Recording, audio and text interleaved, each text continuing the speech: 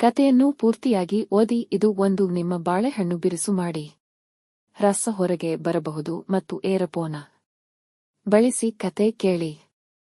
ತುಂಬಾ ಚೆನ್ನಾಗಿದೆ. ಕತೆ ಮಿಸ್ ಮಾಡಬೇಡಿ. ನಿಮಗೆ ರಾತ್ರಿ ನಡೆಯುವ ಕನ್ನಡ ಕಬಡ್ಡಿ ಆಟಗಳು ಬೇಕಾದಲ್ಲಿ ನನ್ನ ಇನ್ಸ್ಟಾಗ್ರಾಮ್ ಫಾಲೋ ಮಾಡಿ. ಲಿಂಕ್ ಅನ್ನು ನನ್ನ ಚಾನೆಲ್ ಡಿಸ್ಕ್ರಿಪ್ಷನ್ ನಲ್ಲಿ ಲಿಂಕ್ ಹಾಕಿದ್ದೇನೆ. ಕ್ಲಿಕ್ ಮಾಡಿ ಫಾಲೋ ಮಾಡಿ. ಹಾಗಾದರೆ ಕತೆ ಕೇಳೋಣ ಬನ್ನಿ. ಇಂದು ಭಾಗ 2. ಭಾಗ 1 ನನ್ನ ಚಾನೆಲ್ ಡಿಸ್ಕ್ರಿಪ್ಷನ್ ಹಾಕಿದ್ದೇನೆ. ಭಾಗ 2. ಸಂಜೆ ಕಾಲೇಜು ರೋಡ್ಗೆ ಎಂದು ಕಂಡಕ್ಟರ್ ಕೂಗಿದಾಗ ನಿದ್ದೆ ಮಂಪರಿನಿಂದ ಎಚ್ಚರಗೊಂಡ ಕಹಾನ್ ಪ್ರಾಗ್ಯಳಿಗಾಗಿ ಕಣ್ಣು ಹಾಯಿಸಿದ. ವ್ಯರ್ಥವಾಯಿತು. ಅವಳು ಕಾಲೇಜು ಬಿಟ್ಟು ಮೊದಲೇ ಮನೆ ತಲುಪಿದ್ದಳು. ಮರುದಿನ ಕಹಾನ್ ಗದ್ದೆ ಮಧ್ಯ ಹುಲ್ಲಿನ ಮೇಲೆ ನಡೆಯುತ್ತಾ ಬರುವಾಗ ಎದುರಿಗೆ ಪ್ರಾಗ್ಯಳನ್ನು ನೋಡಿದ. ಅವಳ ವೇಗವಾದ ಹೆಜ್ಜೆಯೊಂದಿಗೆ ಹೆಜ್ಜೆ ಬೆಸೆಯಲು ಅವನಿಗೆ ಕಷ್ಟ ಎನಿಸಿತು. ಒಂದು ವಾರ ಹೀಗೆ ದೂರದಿಂದನೇ ನೋಡುತ್ತಿದ್ದ ಕಹಾನ್, ಅಯ್ಯೋ ಹುಡುಗಿ, ನಿನ್ನ ಹೆಸರೇ ಗೊತ್ತಿಲ್ವೇ ಎಂದು ತಲೆ ಕೆರೆದುಕೊಂಡ. ಏನಾಯ್ತು? ಕಹಾನ್ ಅಮ್ಮನ ಮಾತಿಗೆ ತಲೆಯಿಂದ ಕೈ ತೆಗೆದು, ಏನಿಲ್ಲ ಅಮ್ಮ, ಹೀಗೆ ಎಂದು ನಾಲಿಗೆ ಕಚ್ಚಿಕೊಂಡನು. ಅಲ್ವೋ ಕಹಾನ್, ನಿನ್ನ ಗಾಡಿ ರಿಪೇರಿಯಾಗಿದ್ರು. ಅದು ಯಾಕೋ? ಬಸ್ನಲ್ಲಿ ಹೋಗ್ತಾ ಇದ್ದೀಯಾ ಅಮ್ಮ? ಅದು ಏನೋ ಹೇಳಬೇಕು ಎಂದು ತೋಚದೆ ಅಡುಗೆ ಮಾಡುತ್ತಿದ್ದ ಅಮ್ಮ ಹಿಂದೆ ಹೋಗಿ ನಿಂತು ಸೆರಗು ಹಿಡಿದು, ಅಮ್ಮ, ಬಸ್ನಲ್ಲಿ ಹೋಗೋಕೆ ಎಷ್ಟು ಖುಷಿ ಆಗುತ್ತೆ ಗೊತ್ತಾ? ಗೊತ್ತು. ಪಕ್ಕದ ಮನೆ ಪ್ರಾಗ್ಯ ಹೇಳಿದ್ಲು. ಯಾವತ್ತು ಬಸ್ ಫುಲ್ ಜನ ಅಂತೆ, ಕಾಲು ಇಡೋದು ಕಷ್ಟ ಅಂತೆ. ಪ್ರಾಗ್ಯನಾ? ಯಾರದು ಎಂದು ಕುತೂಹಲದಿಂದ ಕೇಳಿದ. ಅದೇ ಡಾಕ್ಟರ್ ಮನೆಗೆ ಕೆಲಸಕ್ಕೆ ಹೋಗ್ತಾಳೆ ಅಲ್ವಾ ಅವಳು ಎಂದಾಗ ಕಹಾನ್ಗೆ ನಿರಾಸೆಯಾಗಿತ್ತು. ಓಫ್ಶಿ ಎಂದು ಸುಮ್ಮನೆ ಕುಳಿತವನನ್ನು ಕಂಡು, ಚಾ ಕುಡಿಯಲ್ವೇನೋ? ಬೇಡ, ಹಸಿವಿಲ್ಲ, ಇವತ್ತು ರಜೆ ಅಲ್ವಾ? ಸರಿ ಕಣೋ, ಯಾವಾಗ ಬೇಕಾದ್ರೂ ತಿನ್ನು ಎಂದು ಅಡಿಕೆ ಕೆಲಸದಲ್ಲಿ ತೊಡಗಿದರು. ಕಹಾನ್ ಮತ್ತು ಅಮ್ಮ ಇಬ್ಬರೇ ಮನೆಯಲ್ಲಿ. ಇಷ್ಟವರೆಗೆ ಕುಂದಾಪುರದಲ್ಲಿ ಅಜ್ಜಿ ಮನೆಯಲ್ಲಿ ಪುಟ್ಟ ಮನೆಯಲ್ಲಿದ್ದವರು. ಕಾರ್ಕಳ ತಾಲೂಕಿನ ಬೆಲ್ಮನ್ ಅನ್ನೋ ಪುಟ್ಟ ಹಳ್ಳಿಗೆ ಬಂದು 4 ತಿಂಗಳಾಗಿತ್ತು. ಶಾರದಾರವರು ಗಂಡನನ್ನು ಕಳೆದುಕೊಂಡಾಗ ಗಂಡನ ಮನೆಯಲ್ಲಿ ನಿಲ್ಲದೆ ತವರು ಮನೆಗೆ ಬಂದಾಗ ಅಪ್ಪ ಒಂದು ಮಾತು ಹೇಳದೆ ಪ್ರೀತಿಯಿಂದ ಬರಮಾಡಿಕೊಂಡಿದ್ದರು. ಅಲ್ಲದೆ ಅವಳಿಗಾಗಿ ಪುಟ್ಟ ಮನೆ ಕಟ್ಟಿಕೊಟ್ಟಿದ್ದರು. ಈಗ ಕಹಾನ್ ವಿದ್ಯಾಭ್ಯಾಸ ಮುಗಿಸಿ ಮಂಗಳೂರಿನ ಕಂಪನಿ ಒಂದರಲ್ಲಿ ಕೆಲಸ ಮಾಡ್ತಾ ಇದ್ದ. ಕುಂದಾಪುರದಿಂದ ಮಂಗಳೂರು ಬರೋದು ಕಷ್ಟವಾಗಿತ್ತು. ಹಾಗಾಗಿ ರೂಮ್ ಮಾಡಿಕೊಂಡಿದ್ದ ಕಹಾನ್ಗೆ ಅಮ್ಮ ಒಬ್ಬರೇ ಅನ್ನೋ ನೋವು ಯಾವಾಗಲೂ ಕಾಡುತ್ತಿದ್ದರು. 1 ವರ್ಷ ರೂಮ್ನಲ್ಲಿ ಇದ್ದು ನಂತರ ಬೆಲ್ಮನ್ನಲ್ಲಿ 1 ಎಕರೆಯಷ್ಟು ಜಾಗ ಹಾಗೂ ಮನೆ ತೆಗೆದುಕೊಂಡಿದ್ದ. ಬೈಕ್ನಲ್ಲೇ ಮಂಗಳೂರುವರೆಗೆ ಕೆಲಸಕ್ಕೆ ಹೋಗಿ ಬರುತ್ತಿದ್ದ ಕಹಾನ್ಗೆ ಯಾಕೋ ಪ್ರಾಗ್ಯಳನ್ನು ನೋಡಿದ ಮೇಲೆ ಬಸ್ನಲ್ಲೇ ಓಡಾಡೋಕೆ ಶುರು ಮಾಡಿದ್ದ. ಭಾನುವಾರ ಆಗಿದ್ದರೂ ಎಮರ್ಜೆನ್ಸಿ ಕೆಲಸ ಅಂತ ಕಂಪನಿಯಿಂದ ಕಾಲ್ ಬಂದಾಗ ಮನಸ್ಸಿಲ್ಲದ ಮನಸ್ಸಿನಿಂದ ಹೊರಟವನಿಗೆ ಬೈಕ್ನಲ್ಲಿ ಹೋಗಲು ಮನಸ್ಸಾಗದೆ ಬಸ್ನಲ್ಲಿ ಹೊರಟಾಗ ದೂರದಲ್ಲಿ ಹುಡುಗಿ ಬರೋದು ಕಾಣಿಸಿತು. ಹತ್ತಿರ ಬಂದಂತೆ ಮುಖ ನೋಡಿ ಮನಸ್ಸಲ್ಲಿ ನಕ್ಕರು. ಗೊತ್ತಾಗದಂತೆ ಮುಖ ಕಣ್ತಿಕ್ಕಿದ. ಅಯ್ಯೋ ದೇವರೇ, ಏನಪ್ಪಾ ಮಾಡೋದು ಈ ಗದ್ದೆಯ ಮಧ್ಯ ನಾನು ಮತ್ತು ಅವಳು. ಅವಳನ್ನು ನೋಡಿ ಅವನಿಗೆ ಆಶ್ಚರ್ಯವಾಯಿತು. ಹಳೆಯ ಬಟ್ಟೆ, ಹೆಗಲ ಮೇಲೆ 1 ಶಾಲು, ಕೈಯಲ್ಲಿ 1 ಕತ್ತಿ, ಅವನ ಮನಸ್ಸ ಕೆಡಿಸಿದ್ದ ಕೂದಲನ್ನು ಬಾಚಿ ಕಟ್ಟಿ ಸುತ್ತಿ ಮೇಲೆ ಕಟ್ಟಿದ್ದಳು. ಕಣ್ಣುಗಳಲ್ಲಿ ಮಾತ್ರ ಅದೇ ಹೊಳಪು. ಹತ್ತಿರ ಬಂದಂತೆ ಏನೂ ತೋಚದವಳಂತೆ ನಿಂತು ಬಿಟ್ಟಾಗ ಅವನು ಮಾತ್ರ ಅವಳ ಕಣ್ಣುಗಳನ್ನೇ ನೋಡುತ್ತಾ ನಿಂತು ಬಿಟ್ಟ. ಅವಳು ಗದ್ದೆಗೆ ಇಳಿಯಲು ಹೊರಟಾಗ ತಡೆದ. ಏರಿ ಮೇಡಂ, ಕೆಸರು?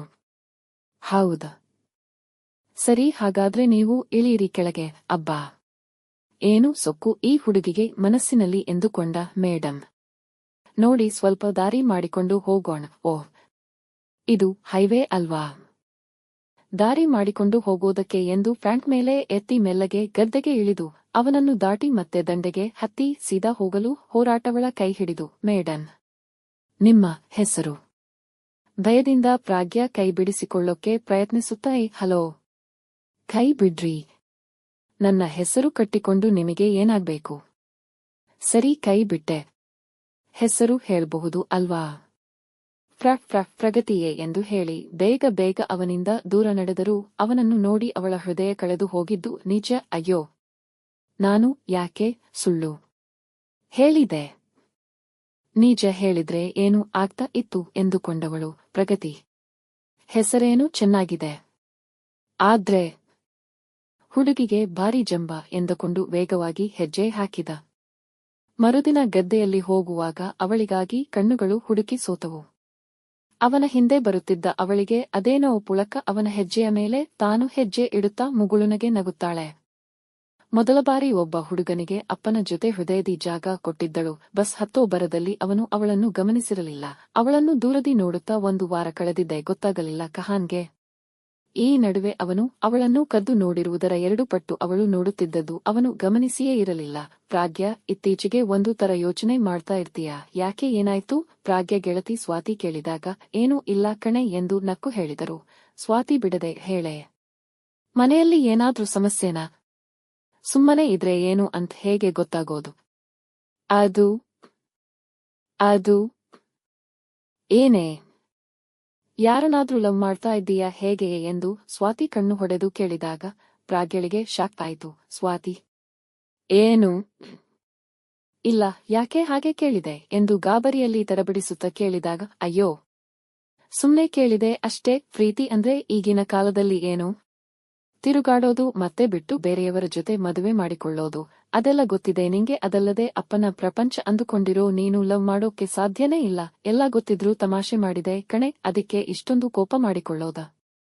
ಸ್ವಾತಿ ಮಾತು ಕೇಳಿ ಅಯ್ಯೋ, ನಾನು ಹಾಗಾದ್ರೆ ಯಾಕೆ ಅವನನ್ನು ಅಷ್ಟೊಂದು ಹಚ್ಕೊಳ್ತಾ ಇರೋದು? ಅದು ಪ್ರೀತಿ ಅಲ್ವಾ ಹಾಗಾದ್ರೆ? ಪ್ರಾಗ್ಯಳ ಯೋಚನೆಗೆ ತೆರೆ ಎಳೆದವಳು ಸ್ವಾತಿನೇ. ಬಾರೆ, ಬಸ್ ಬಾರೋ ಟೈಮ್ ಆಯಿತು ಎಂದಾಗ ಕೈಗಡಿಯಾರ ನೋಡಿ ಅವಳೊಂದಿಗೆ ಹೆಜ್ಜೆ ಹಾಕೊಡುತ್ತಾ, ಅಪ್ಪ, ಯಾಕೆ ಬೇಗ ಎದ್ರಿ?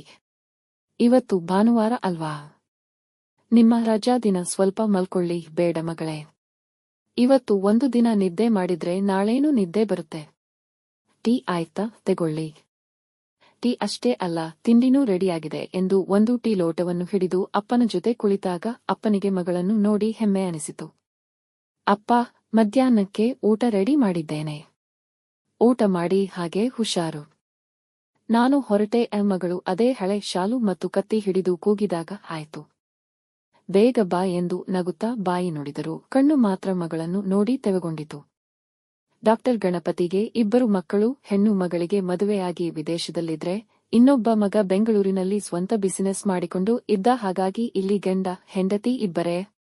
ಆದರೂ ಡಾಕ್ಟರ್ ಅಂದ ಮೇಲೆ ರಜಾ ಎಲ್ಲಿ ಇರುತ್ತೆ ಅಲ್ವಾ? ಮನೆಯಲ್ಲಿ ಇರೋದು ಹೆಂಡತಿ ಅಂದ್ರೆ ಪಾರ್ವತಿ ಮಾತ್ರ. ಪ್ರಾಗ್ಯ ಪ್ರೀತಿಯಿಂದ ಅವರನ್ನು ಅಮ್ಮ ಅಂತನೇ ಕರೆಯೋದು. ಅವರಿಗೂ ಅವಳು ಅಂದ್ರೆ ಅದೇನೋ ಪ್ರೀತಿ. ಅಮ್ಮ, ಅಮ್ಮ, ಬಾಮ್ಮ. ಪ್ರಾಗ್ಯ, ಅಮ್ಮ, ಚಾ ಕುಡಿದ್ರಾ? ಚಾ, ತಿಂಡಿ ಎಲ್ಲಾನೋ ಆಯಿತು. ಒಳಗೆ ಬಾ, ಪಾತ್ರ ತೊಳೆಯೋದು ಇದೆ. ಪ್ರಾಗ್ಯ ಎಲ್ಲ ಕೆಲಸದಲ್ಲೂ ಚಾಲಾಕಿ.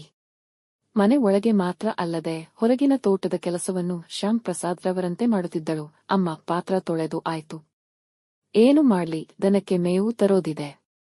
ಸರಿ ಅಮ್ಮ. ಪ್ರಾಗ್ಯ, ಮಳೆ ಬಾರೋ ಹಾಗಿದೆ. ಮಳೆ ಬಂದ್ರೆ ಬಂದು ಬಿಡು. ಒದ್ದೇ ಆಗ್ಬೇಡ. ಹೂ ಅಮ್ಮ. ಮೋಡ ಕವಿದ ಆಕಾಶ, ಮಳೆ ಬೇಗ ಬಾರೋ ತರ ಇರೋದರಿಂದ ಬೇಗ ಬೇಗ ಕೆಲಸ ಮುಗಿಸಿದ ಪ್ರಾಗ್ಯ ಹುಲ್ಲುಗಳನ್ನು ಒಟ್ಟುಗೂಡಿಸಿ ಕಟ್ಟಿ ಎತ್ತಿ ಹೇಗೆ ತಲೆಗೆ ಇಡೋದು?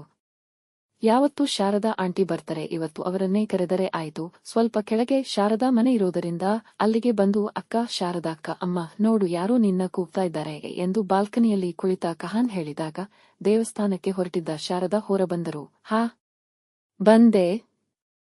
ಯಾರು? ಅಕ್ಕ, ನಾನು ಪ್ರಾಗ್ಯ. ಮನೆ ದಾರಿಯ ಮೇಲಿನಿಂದ ಕೂಗಿದಳು ಪ್ರಾಗ್ಯ. ಪ್ರಾಗ್ಯ, ನೀನಾ? ಹುಲ್ಲು ಆಯ್ತು ಆಯಿತು. ಅಕ್ಕ, ಸ್ವಲ್ಪ ತಲೆಗೆ ಇಡೋಕೆ ಸಹಾಯ ಮಾಡ್ತೀರಾ? ಪ್ರಾಗ್ಯ, ನಾನು ದೇವಸ್ಥಾನಕ್ಕೆ ಹೊರಟಿದ್ದೇನೆ ಕಣೆ. ಕಹಾನ್ನ ಕಳಿಸ್ತೇನೆ. ಒಳಬಂದ ಶಾರದಾ. ಕಹಾನ್, ಒಮ್ಮೆ ಹೋಗೋ ಆ ಹುಡುಗಿಗೆ ಹುಲ್ಲು ತಗೊಂಡು ಹೋಗೋಕೆ ಸಹಾಯ ಮಾಡೋ. ಮುಂದುವರಿಯಲಿ. ನಮ್ಮಲ್ಲಿ ನಿಮಗೆ ಹಿತ ಕೂಡುವ ಕತೆಗಳು ಮತ್ತೆ ವಿಡಿಯೋ ನನ್ನ ಟೆಲಿಗ್ರಾಮಿನಲ್ಲಿ ಸಿಗುತ್ತೇವೆ. ಕೆಳಗೆ ಡಿಸ್ಕ್ರಿಪ್ಷನ್ನಲ್ಲಿ ಲಿಂಕ್ ಅನ್ನು ಹಾಕಿದ್ದೇನೆ ನೋಡಿ. ಭಾಗ 3 ಬೇಕಾದರೆ ನನ್ನ ಚಾನೆಲ್ಗೆ ಸಬ್ಸ್ಕ್ರೈಬ್ ಮಾಡಿ. ಧನ್ಯವಾದಗಳು.